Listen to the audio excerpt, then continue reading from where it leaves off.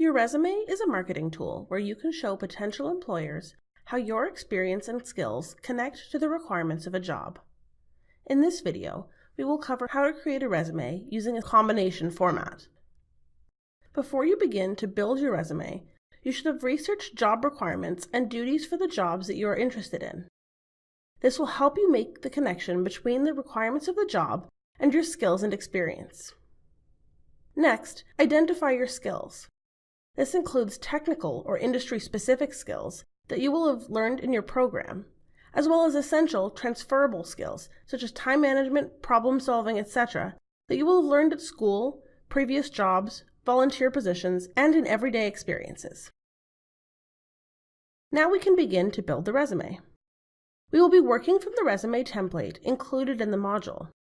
You don't need to use a template, especially if you're comfortable formatting documents, but a template can be useful if you need a starting point, and you can customize it to suit your needs.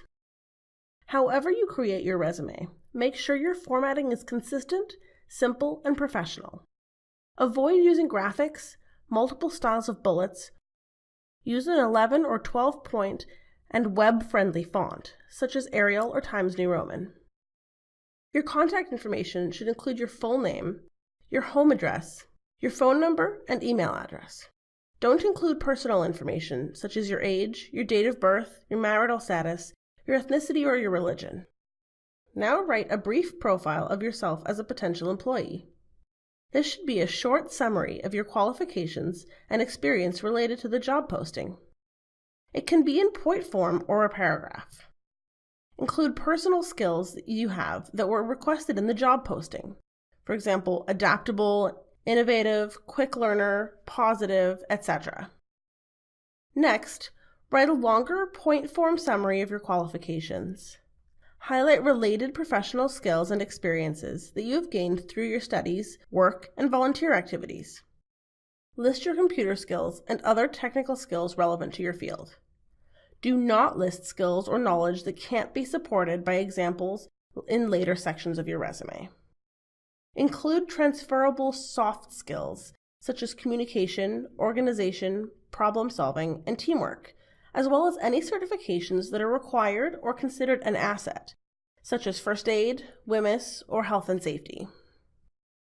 Tailor skills for each position and organize them so that they reflect the job posting.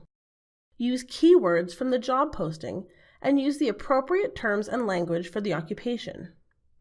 Include skills in the order they appear in the job posting, because that is a reflection of what the employer thinks is important.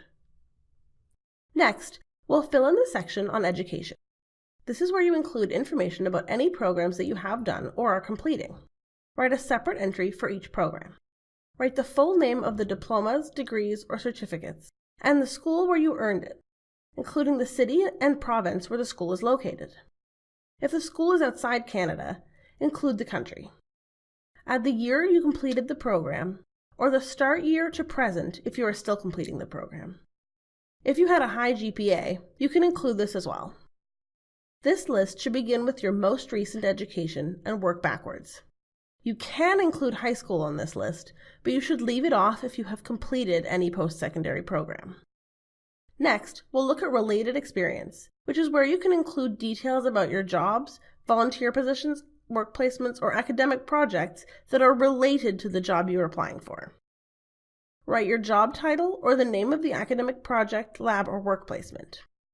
For jobs, add the name of the company or organization you worked for. For academic experience, add the name of the program. Include the location and add the start and end date. For each job or project, describe your job responsibilities and accomplishments. Start with the responsibilities or accomplishments most relevant to the duties of the job you're applying for. When describing your experience, you should use accomplishment statements to show the impact you had in your role. Think about what you did and how those actions contributed to the role. You can find more information to help you write accomplishment statements later on in this module. Under Other Work Experience, add other work experience using the same format. The responsibilities and accomplishments that are most relevant to the duties of the job you're applying for should be at the top. You should leave out experience that is out of date or irrelevant.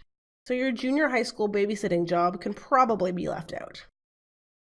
Likewise, volunteer experience should follow the same format if you have any experience that you want to include. Even though it is a volunteer position, make sure you are including accomplishment statements and emphasizing any responsibilities that are relevant to the job you're applying for. There are other possible sections that you may want to include in your resume, depending on your experience and the type of job you're applying for. This can include categories such as certifications, professional development or training, awards you received, memberships, and maybe even activities you participate in. Don't include certifications or training that isn't relevant to the job. For example, you do not need to include SmartServe if you're applying to a position in accounting. If you're using this template, you can delete any sections that you don't want to include. Don't include your references on your resume unless specifically requested in a job posting. Keep your list of references on a separate page and bring it to the interview. A 2-page resume is the standard once you are a post-secondary student, graduate, or experienced worker. Once you have filled in your resume, look it over to see if you need to make any changes. Use whitespace between sections and headings to ensure that your resume is clear and easy to read. Make sure your bullet points are all aligned. Dates should be aligned and in a consistent format. So don't write out the full name of the month in one place and use numbers in another place. Proofread your resume and don't rely solely on spell check. Congratulations! You now know how to create a resume using the combination format. For additional help with your resume, you can visit the Employment Support Center. Thanks for watching!